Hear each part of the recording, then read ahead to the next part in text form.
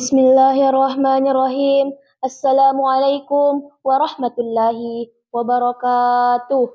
Alhamdulillah, alhamdulillahi rabbil alamin. Wabihi nasta'in ala umurid dunya waddin. Wassalatu wassalamu ala ashrafil mursalin wa ala alihi wa sahbihi ajmain. Amma ba'd.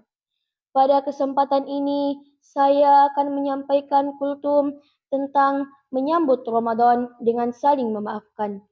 Rumah tangga Rasulullah Shallallahu Alaihi Wasallam pernah diterpa badai masalah yang sangat berat. Ibunda Aisyah radhiyallahu an dituduh selingkuh. Ketika itu orang-orang munafik menyebarkan hadisul ifki, berita bohong secara masif. Sehingga banyak orang yang ikut-ikutan memviralkan berita hoaks di tengah masyarakat Madinah. Salah satunya adalah Mistah bin Usatsah. Padahal Mistah adalah kerabat dekat yang sering dibantu oleh Abu Bakar As-Siddiq. Tidak lama kemudian, wahyu turun membebaskan Aisyah dari tuduhan itu. Abu Bakar merasa sangat bahagia karena putrinya dibela langsung oleh Allah. Tapi Abu Bakar masih merasa kecewa terhadap Mistah lantaran keterlibatannya dalam penyebaran berita dusta. Gara itu, Abu Bakar pun berniat untuk memberhentikan bantuan kepada Mistah. Maka Allah memberi teguran dengan halus kepada Abu Bakar. Bismillahirrahmanirrahim. ولا يأتلي أولو الفضل منكم والسعة أن يؤتوا أولي القربى والمساكين والمهاجرين في سبيل الله وليعفوا وليصفحوا ألا تحبون أن يغفر الله لكم والله غفور رحيم.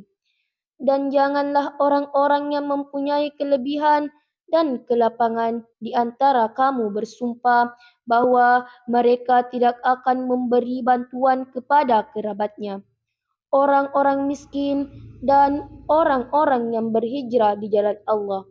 Dan hendaklah mereka memaafkan dan berlapang dada. Apakah kamu tidak suka bahwa Allah mengampunimu? Dan Allah Maha Pengampun, Maha Penyayang. Quran Surah An-Nur ayat 22. Setidaknya ada dua faedah yang bisa kita ambil dari ayat di atas. Pertama, memaafkan adalah perbuatan yang lebih mulia daripada memendam rasa kecewa. Kedua, dengan memaafkan sesama, Allah akan mengampuni semua dosa-dosa kita. Perintah memaafkan kesalahan sesama dalam Al-Quran. Dalam kehidupan sehari-hari, kita pasti pernah menyakiti atau disakiti oleh orang lain. Baik itu disengaja atau tidak. Kalimat yang kita ucapkan terkadang menyinggung perasaan orang lain. Begitu pula sebaliknya. Boleh jadi seseorang membuat kita merasa jengkel. Kata-kata yang diucapkan serta tindak tanduk yang dilakukan telah merusak kenyamanan hati kita. Nah, dalam kondisi seperti ini, Islam mengajarkan umatnya agar menjadi pribadi yang pemaaf. Perintah untuk memaafkan kesalahan orang lain banyak disebutkan dalam Al-Quran.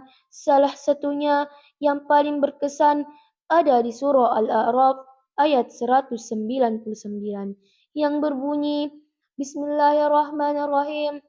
Khudil afwa wa'mur bil urfi wa'arid anil jahilin.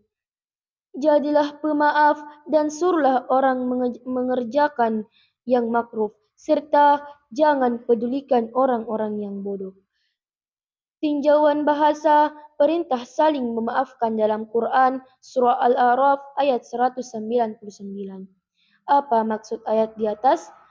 Kata hus atau ambillah bermakna memperoleh sesuatu untuk dimanfaatkan. Dalam kata ini terkandung arti memilih dari sekian banyak pilihan. Artinya Allah memerintahkan manusia melalui kata hus untuk memilih memaafkan kesalahan orang lain dibandingkan sikap-sikap lain yang mungkin dilakukan seperti membalas, marah, mengamuk, atau menyimpan dendam kesumat. Kemudian, maaf yang dimaksud dalam ayat ini bukanlah sekedar ucapan belaka, melainkan memaafkan dengan sepenuh hati. Kata al-afu atau maaf diambil dari akar kata yang terdiri dari huruf ain, fa, dan waw. Akar ini memiliki dua kemungkinan makna, yakni meninggalkan sesuatu dan memintanya. Dari sini kita dapat memahami bahwa seseorang yang telah memaafkan kesalahan orang lain berarti ia benar-benar meninggalkan, menghapus kesalahan tersebut, tidak mengungkit-ungkitnya kembali. Tafsir Surah Al-A'raf ayat 199.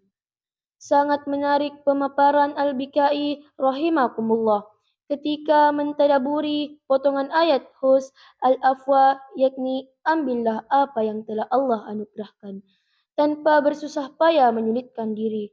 Dengan kata lain surah Al-A'raf ayat 199 memerintahkan kita untuk menganggap enteng kesalahan orang lain, tidak membesar-besarkannya, dan memaafkan dengan tulus, bahkan sebelum orang yang bersangkutan meminta maaf.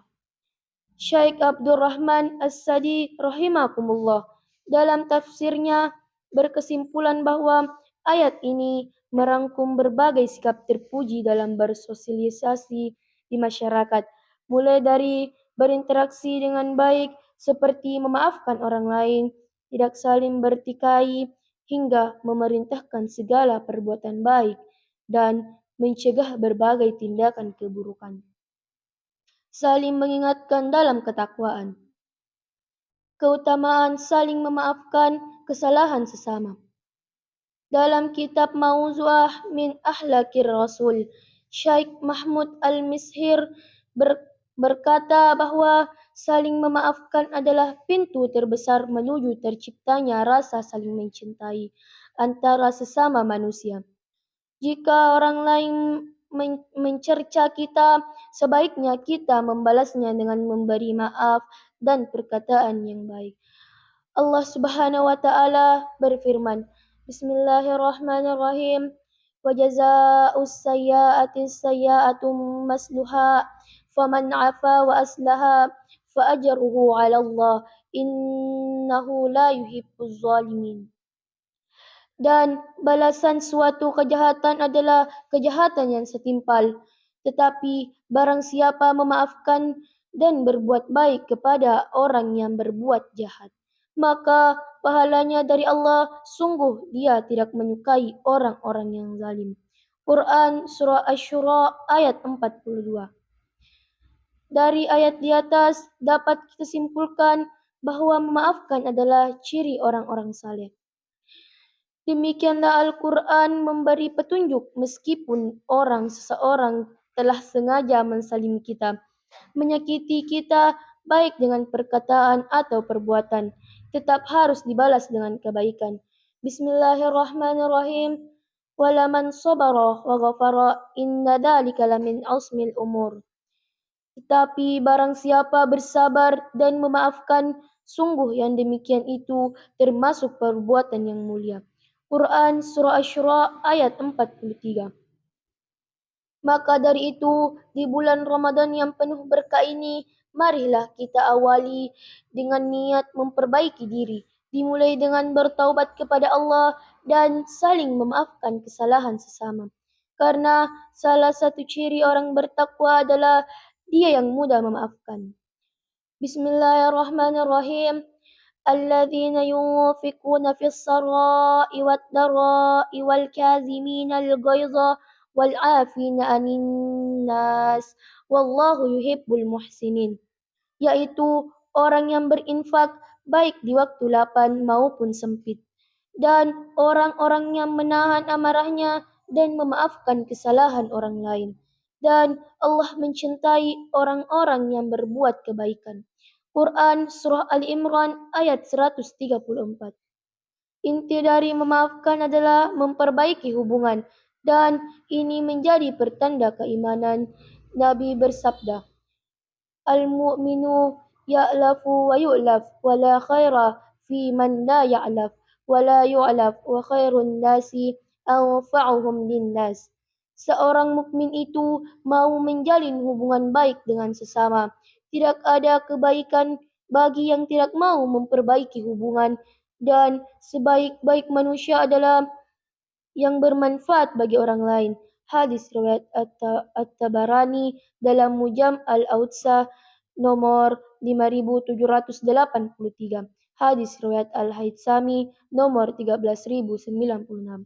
Al-Haytsami berkata, diriwayatkan oleh Ahmad dan Al-Bazar, rijal Ahmad dan rijal yang saleh. Wallahu a'lam.